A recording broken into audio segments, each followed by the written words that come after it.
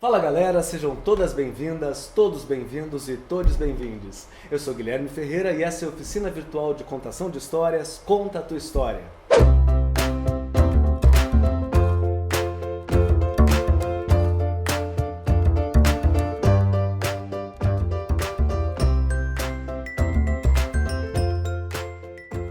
Bom, antes de mais nada, eu preciso dizer que essa oficina é uma das ações do projeto Era Uma Vez um RS Seguro com Arte, contemplado no edital SEDAC número 9 de 2020, Produções Culturais e Artísticas. Está sendo realizado com recursos da Lei 14.017 de 2020, Lei Aldir Blanc. Então, galera, essa é uma oficina que eu já realizo há vários anos e que já foi ministrada em vários estados: Rio Grande do Sul, Paraná, Santa Catarina, São Paulo, Rio de Janeiro, Espírito Santo, Piauí, Bahia. É uma ação formativa voltada para todos que têm interesses na contação de histórias: educadores, educadoras, pais, mães, líderes comunitários, atores e atrizes.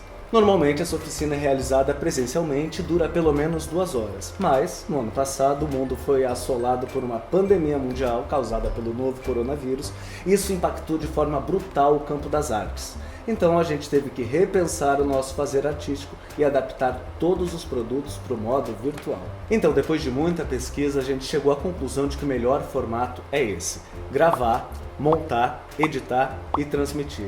Mas a gente sabe que uma oficina com duração de 2 horas e sem a possibilidade de interação é uma coisa muito chata, é difícil de assistir e não funciona. Bom, então a gente resolveu enxugar essa oficina para algo em torno de 30 minutos. A gente também pensou em inserir teasers e trechos de peças que vão nos ajudar a ilustrar as possibilidades de narrador e de narrativa, sim, porque quando a gente faz a oficina de modo presencial, existe um momento em que cada um conta uma pequena história e assim a gente pode ver as possibilidades. Hoje, nós vamos ver através da inserção de teasers. Normalmente eu começo essa oficina falando um pouco de mim, do meu lugar de fala, da minha relação com a contação de histórias. E nesse sentido, essa relação é muito antiga, vem desde os primeiros meses de vida. Eu tive o privilégio de contar com um pai e com uma mãe que liam para mim, que me contavam várias histórias.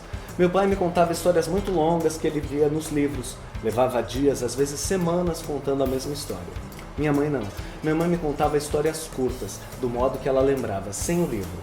Como toda criança, eu tinha minhas histórias preferidas que ela contava repetidamente, cada vez de um jeito, porque era feito no improviso, conforme vinha à mente dela. Essa era uma oportunidade muito bacana, porque como eu já conhecia a história, eu podia participar da história. Eu também contava essa história e às vezes eu podia mexer nessa história, alterando o final, alterando o que acontecia com algum personagem, porque tudo acontecia em um estado de jogo improvisado. Mais tarde eu fui conhecendo as técnicas de contação de histórias, através da experiência prática em grupos de teatro e grupos de dança, a graduação de biblioteconomia, a graduação em licenciatura em teatro e a graduação de direção teatral. E é isso que eu quero fazer hoje, eu quero compartilhar com vocês a minha visão sobre a arte de contar histórias. A capacidade de contar e fabular histórias é com certeza o que nos atribui o caráter humano, uma prática fundamental para a transmissão do conhecimento, para o exercício da imaginação e, por consequência, da criação e da reflexão. Pilares para a descoberta de respostas para a humanidade e para o indivíduo, ou seja, um fundamento para o desenvolvimento contínuo da cultura universal humana e do senso de pertencimento à espécie. A contação de histórias é uma técnica versátil e dinâmica de grande alcance e de baixo custo de produção, que acompanha a humanidade desde os tempos mais remotos. Sua capacidade lúdico-pedagógica pode e deve ser explorada a fim de proporcionar momentos de entretenimento e reflexão. A partir de um trabalho corporal e vocal associado ao uso de objetos e convenções, é possível estimular a imaginação e convidar os ouvintes a embarcarem numa incrível viagem onde cada envolvido contribui. É um convite para uma aventura. A criança que habita em cada um de nós, o nosso lado mais curioso e mais potente, é predisposto a participar, envolvido em entretenimento onde a imaginação é o elemento fundamental. É como uma brincadeira. A criança aceita o jogo e torna-se parte ativa, interagindo e participando espontaneamente. De acordo com Schermak, em sua publicação de 2014, a narração oral está atrelada ao contexto educacional, mas ela já ocupa outros espaços talvez nunca imaginados pelos contadores de histórias da antiguidade, Jantares de aniversários, eventos sofisticados e encontros de amigos compõem o cenário do narrador oral contemporâneo. A função da contação de histórias pode ser alterada com o passar dos anos, mas sua característica expressiva permanece inalterada. A força pedagógica da contação é incontestável e o seu uso pedagógico é amplamente difundido na sociedade atual, refletindo na atuação do profissional da contação de histórias, não sendo raros os trabalhos onde entidades, organizações ou até mesmo marcas e produtos encomendam trabalhos que cumpram esse fim. Bons exemplos dessa prática são as contações de histórias encomendadas por secretarias de trânsito, saúde, meio ambiente ou mesmo aquelas encomendadas por autores ou editoras que têm ou não fins lucrativos. É uma arte milenar. Entretanto, com o avanço dos tempos e das civilizações, com o advento da escrita e posteriormente com a chegada das tecnologias, essa prática foi sendo revista e alterada, porém sem jamais cair em desuso. De um modo geral, pode-se dizer que somos formados e nos identificamos como membro das famílias e das sociedades a partir de histórias que nossos pais e pessoas próximas nos contam. Desde o nascimento, iniciamos um processo de observação e compreensão da expressão corporal humana. E assim, aprendemos a comer, beber, vestir, andar e etc. Muito bem, agora que a gente parte de um entendimento similar sobre o que é a arte de contar histórias, a gente pode aprofundar tecnicamente a nossa oficina. Mas para isso a gente precisa estabelecer um recorte. Um recorte que eu acho que atende bastante bem o campo das artes cênicas, em especial o teatro, a dança e as artes visuais. Sim, porque montar um espetáculo teatral, montar uma coreografia ou dirigir um curta-metragem, qualquer produto de audiovisual, é antes de mais nada contar histórias. Então a gente vai focar nisso, na contação de histórias dramatizadas. Bom, o primeiro tópico que a gente vai tratar dentro desse tema é a história. Como apropriar-se? O que é apropriar-se? Apropriar-se é tornar a história sua, para que ela possa ser contada à sua maneira. Uma coisa que só você pode fazer mesmo que a história seja muito popular e muito conhecida. Normalmente, quando a gente chega nessa parte da oficina, eu distribuo vários livrinhos bem fininhos como esses. Eu peço que cada um leia o livro e depois nos conte a história. Mas na hora de contar a história, eu peço que as pessoas não usem o livro, que elas usem a memória, que elas nos contem apenas o que elas lembram. Quando a gente faz isso, a gente acaba elegendo quais são os pontos mais importantes na história na nossa perspectiva. E assim a gente desenvolve uma dramaturgia original. Quando a gente faz isso, a gente também determina qual é o tipo de narrador. Sim, porque são vários tipos de narradores. E assim a gente pode determinar quem vai contar essa história em particular, dessa forma particular.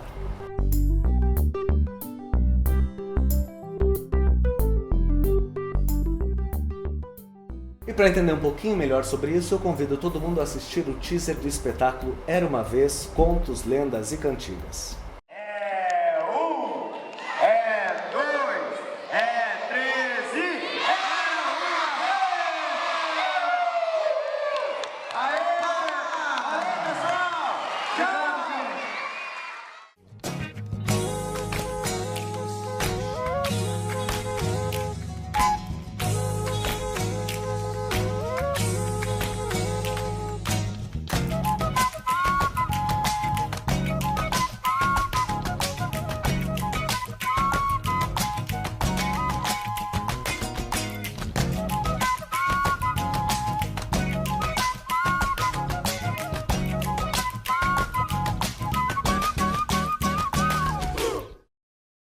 O espetáculo Era Uma Vez, Contos, Lendas e Cantigas estreou em maio de 2016.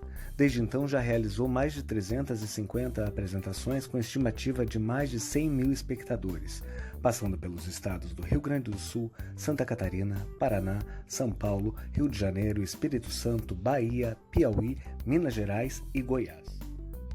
Um espetáculo com classificação livre e duração de 45 minutos. Mescla as técnicas do teatro, contação de histórias, dança e música, carregado de elementos da cultura sul-riograndense presentes nos termos utilizados, nos figurinos que, respeitosamente e com muito embasamento, brincam com o traje típico gaúcho, a pilcha, acrescentando ludicidade, brilho e cor. É entremeado por cantigas extraídas do cancioneiro popular gaúcho e outras especialmente compostas para o espetáculo durante o processo de encenação, executadas ao vivo acompanhadas por violão e percussão. Vale-se de recursos cênicos simples e poucos objetos, abrindo espaços para que o espectador imagine, envolvendo-se, criando imagens e estimulando o lúdico em uma atmosfera de interação. Espetáculo que recorre ao simples para tratar de assuntos sérios como preconceito racial, violência contra crianças e trabalho escravo. A partir de dramaturgia inédita, revisita as lendas de Nossa Senhora Aparecida e do Negrinho do Pastoreio, abrindo espaços onde, de forma atraente e delicada, pode-se trabalhar a transversalidade dos elementos da cultura afrodescendente e gaúcha, além de uma reflexão sobre o bullying e as diferenças. O que identificamos aqui é a ocorrência do ator-narrador, um personagem criado durante o processo.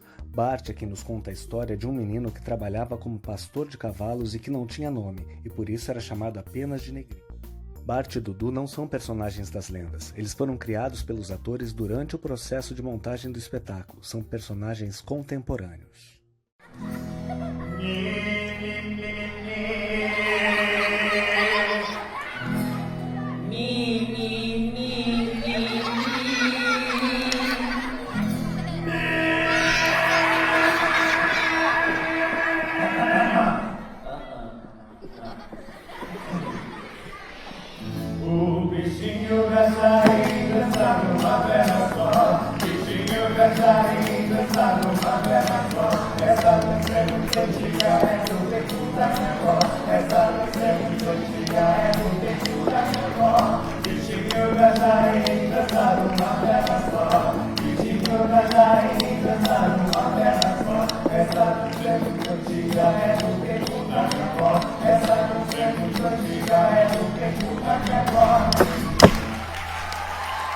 Bom, agora a gente vai pensar um pouco sobre dois dos elementos mais importantes na contação de histórias, o corpo e a voz.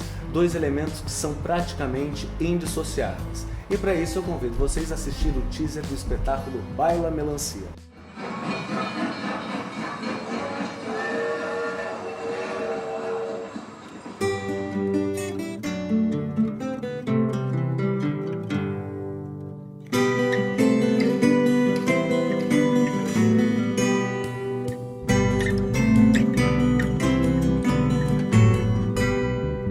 Vou cantar um romance de amor e de sangue que um dia fez chorar o pampa na história de Pedro e Maria.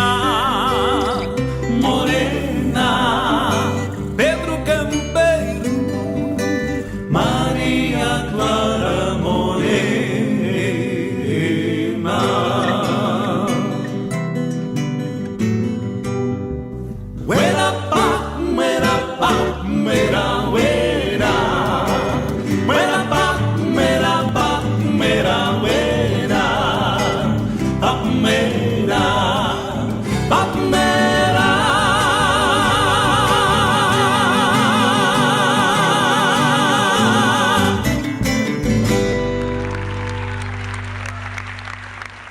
Baila Melancia é um espetáculo de dança-teatro livremente inspirado no conto Melancia Coco Verde de João Simões Lopes Neto.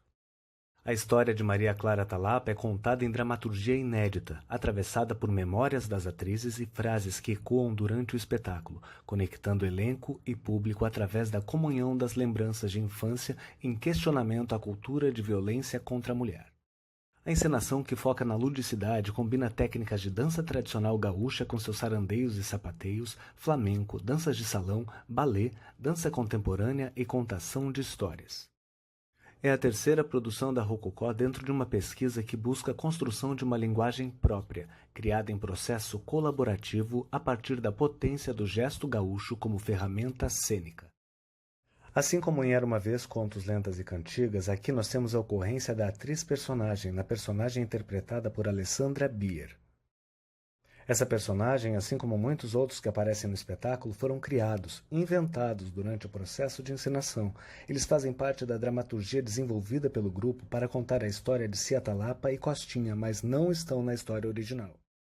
Aqui o corpo é o principal elemento para contar a história. À exceção de algumas breves narrações na voz de Alessandra Bier, praticamente não temos diálogos ou palavras. Cabe ainda destacar com relação à palavra que, em virtude da dramaturgia desenvolvida pelo grupo que questiona a cultura de violência contra a mulher, apenas as personagens femininas têm falas. Os personagens masculinos falam ao mesmo tempo ou apenas expressam-se com o corpo. Campeiro,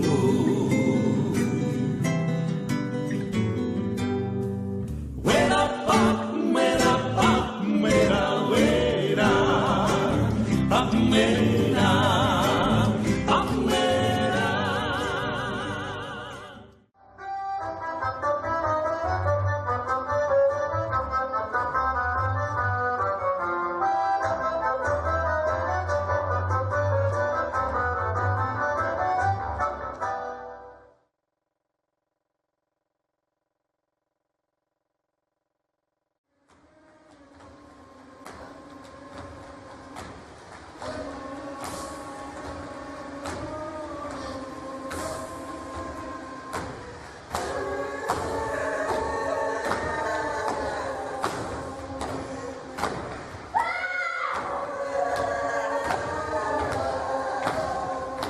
Bem, agora eu queria falar um pouquinho sobre o espetáculo De La Mancha, o Cavaleiro Trapalhão, porque nele a gente pode ver um encontro bem equilibrado entre as potências do corpo e da voz.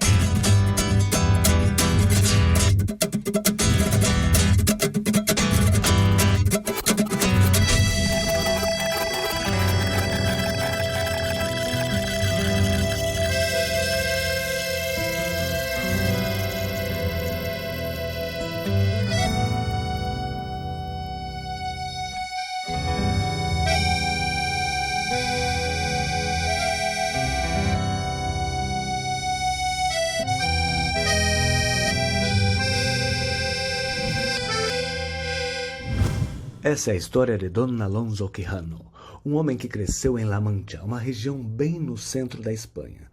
Ele amava os livros de cavalaria e queria ser cavaleiro andante, e por isso pôs em si mesmo o nome de Don Quixote de La Mancha, um cavaleiro muito trapalhão que, em nome de sua amada Dulcinea del Toboso, anda pelas estradas montado em seu cavalo Rocinante e acompanhado de seu fiel escudeiro Sancho Panza, em busca de aventuras, lutando contra gigantes, dragões, bruxas, exércitos e feiticeiros. Aqui nós temos o encontro do personagem narrador com o ator-personagem. A história é contada pelos atores que estão em cena através das personagens desenvolvidas durante o processo, mas não são personagens concretos como Bart, Dudu de Era Uma Vez ou Anastácia, interpretada por Alessandra em Baila Melancia. Mas também não são os atores Henrique Gonçalves e Guilherme Ferreira quem nos contam de fora. São personas, presenças cênicas extra-cotidianas. Eles possuem corpos e entonações vocais estilizadas e com grande quantidade de referências. Mas além desses dois personagens, em alguns momentos do espetáculo são os próprios Dom Quixote e Sancho Panza que nos contam a história, em forma épica, de dentro da história. É o trabalho de corpo e de voz dos atores que diferencia as personas das personagens, pois a caracterização é minimalista.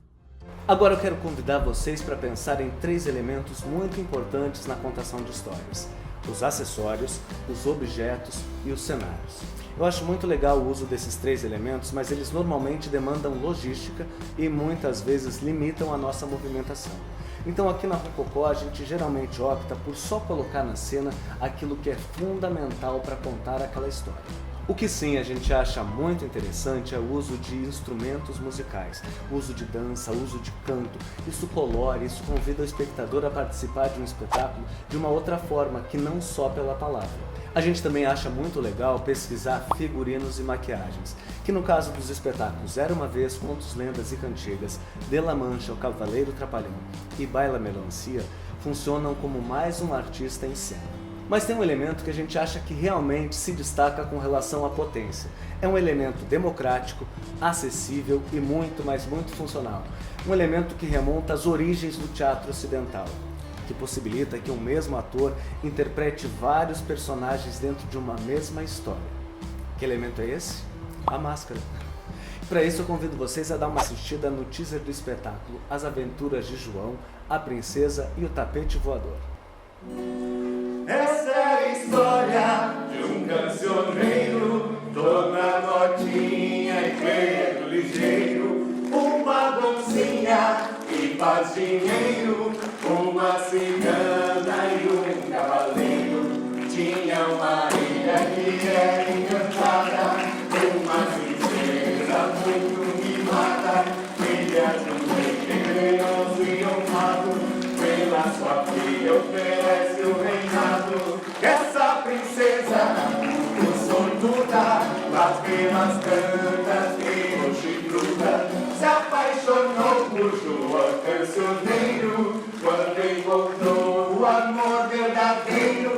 La la la ya la, la la la ya la, la la la ya la ya la ya, la la la ya la, la la la ya la, la la la ya la ya la ya.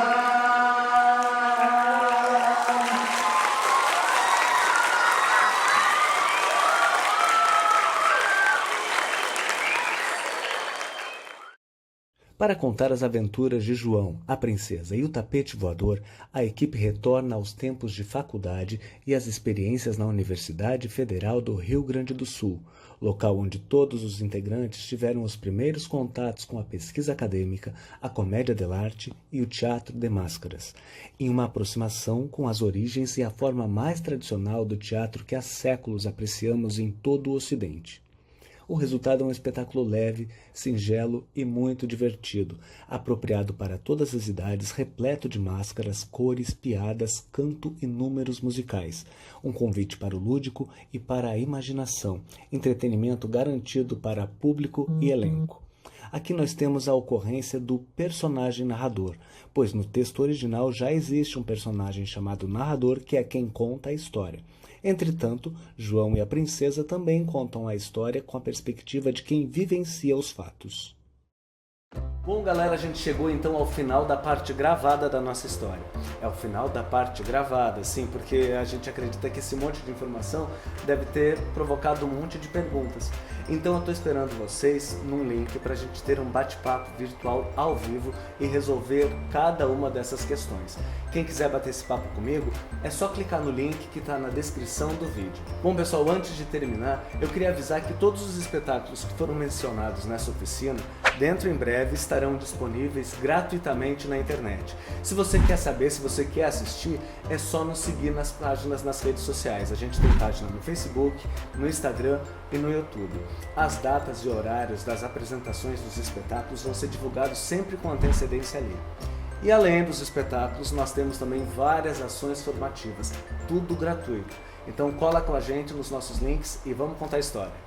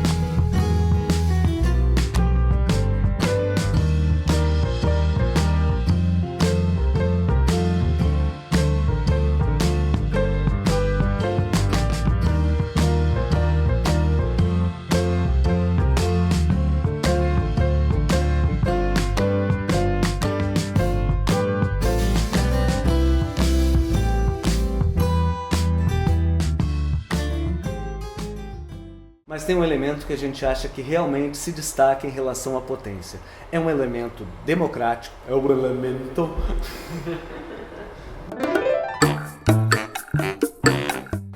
Beleza, vamos lá. Do Piauí, Bahia e vários lugares. É uma ação formativa e... Normalmente essa oficina nos obrigou a repensar o nosso fazer artístico e adaptar tudo para o modo virtual. Acho que vou de novo.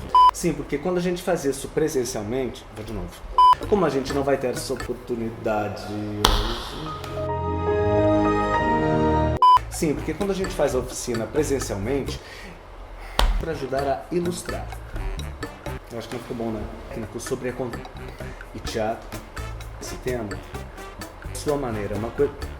Tá errado. Escolher o mesmo que a história. Agora eu queria Desculpa. Bom, agora eu queria falar um pouquinho sobre o espetáculo De La Mancha, o Cabaré.